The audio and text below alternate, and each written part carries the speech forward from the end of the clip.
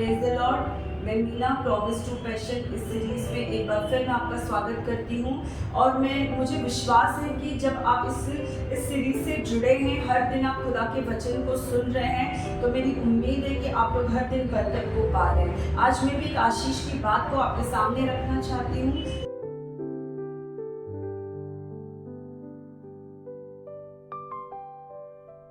आशीष की बात के साथ बेसिकली ये एक भविष्यवाणी है। पता है आपको, ये भविष्यवाणी बाइबल की सबसे पहली भविष्यवाणी है और ये आपको मिल जाएगी उत्पत्ति की किताब, उसका 3रा अध्याय और उसकी 15वीं आयत। उस तरीके से लिखा हुआ है, और मैं तेरे और ये स्त्री के और तेरे वंश और ये स्त्री के वंश के बीच में बैर उत्पन्न करूंगा, तू इसके सिर को कुचलेगा और वो तेरी एड़ी को डसेगा। हालेलुया।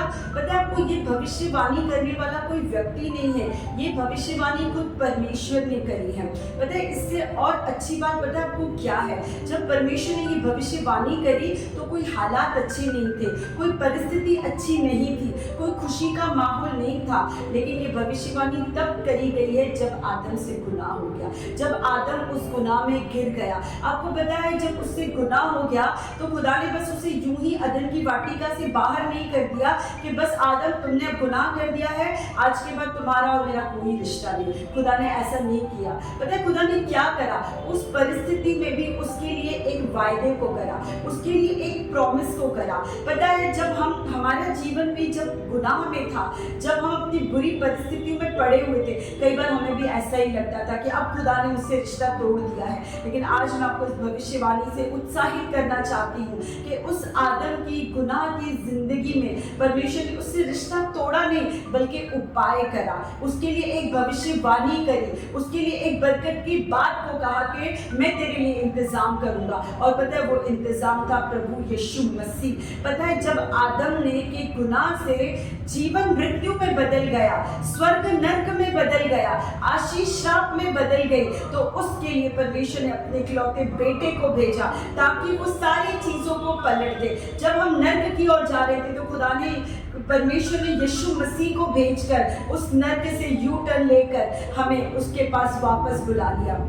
पता है आपको, एक वचन से मुझे बहुत बरकत मिलती है जो आपको मिल जाएगा कुलुस्सियों की किताब, उसका 2रा अध्याय और उसकी 4वीं आयत। पता है क्या लिखा हुआ है? लिखा है कि और विधियों का वो लेख जो मेरे नाम पर और मेरे विरोध में था। क्या लिखा हुआ है? कि विधियों का वो लेख जो मेरे नाम पर और मेरे विरोध में था, उसे मिटा डाला। हालेलुया, उससे मिटा डाला। और पता है आगे बहुत अच्छी बात लिखी है कि क्रूस पर कीलों से जड़ कर उसे मेरे सामने से हटा दिया। पता है वो विधियों का लेख, वो मृत्यु, वो अनंत काल का नर्क, वो श्राप की जिंदगी, वो गुनाह की जिंदगी, वो बीमारी की जिंदगी मेरे नाम थी, मेरे लेखे में थी। लेकिन मेरे प्रभु यीशु मसीह ने कलवरी क्रूस पर उसे जड़ दिया कि अब वो मेरे तक नहीं पहुंच सकती। आपको पता है कि कीलों पे जड़ कर सामने से हटा दिया। मेरे सामने जो नर्क थी अनंत काल की, मेरे सामने जो अनंत काल की मृत्यु थी, मेरे सामने जो अनंत काल की बीमारियां थी, उसको हटाकर, उसको वहां से हटाकर परमेश्वर ने एक बार फिर उस पिता से मेरा मेल करा दिया। परमेश्वर ने फिर एक बार शापों से निकालकर मुझे आशीष की ओर ले गया, फिर एक बार उन बीमारियों से निकालकर मुझे चंगाई की ओर ले गया। खुदा के लोगों, आज की शाम मैं आपके साथ इस बात को बांटना मांगती, चाहे आपकी परिस्थिति कुछ भी रहने दो, आपके हालात कुछ भी रहने दो। लोग शायद कह रहे होंगे कि तुमने गलतियां कर दी है, तुमसे गुनाह हो गया है, तुमने हमारी नहीं सुनी, अब तुम्हारा भविष्य कुछ नहीं रहा, अब तुम्हारा परिवार कभी बन नहीं सकता, अब तुम्हारे बच्चे कभी सही नहीं हो सकते, अब कभी तुम्हारा बिजनेस सही नहीं हो सकता। चाहे लोग कुछ भी कहें, लेकिन खुदा के लोगों, आज मैं उत्साहित करना चाहती हूँ कि खुदा के पास आपके लिए एक भविष्यवाणी है, खुदा के पास आपके लिए एक उपाय है। आप उस उपाय के पास मैं आपको आज ले जाना मांगती हूँ, और वो है प्रभु यीशु मसीह।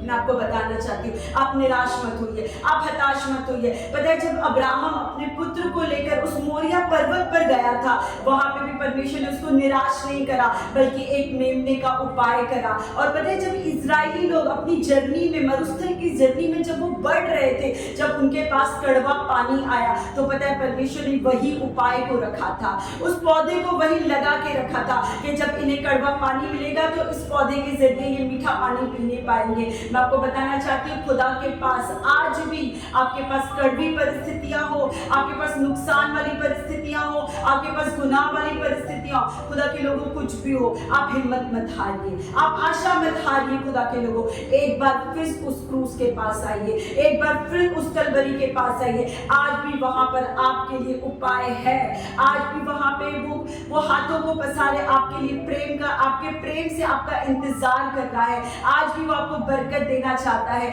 आज भी वो शापों से छुड़ाकर आपको आशीष देना चाहता है। खुदा के लोगों आज मैं इस भविष्यवाणी के जरिए मैं आपको यही कहना चाहती हूँ कि अपने विचारों को छोड़कर, अपने उन हालातों के ऊपर फोकस करने को छोड़कर आज फिर एक बार अगर आप उस कलवरी क्रूस पर अगर आप फोकस करते हैं, अपनी निगाहों को एक बार फिर उस कलवरी क्रूस पर लाते हैं, तो मैं आपको यकीन दिलाना चाहती हूँ कि आज आपके जीवन में उपाय है, आज आपके जीवन में आशीष है। खुदा के लोगों मेरा विश्वास है कि जब आप इस वक्त अगर दुआ कर रहे हैं या अपने कमरे में जाकर आप दुआ करेंगे, मुझे पता है कि खुदा आपसे बातें करेगा और खुदा आपके लिए उपाय को करेगा। हालेलुया। परमेश्वर इस वचन से आपको बरकत दे।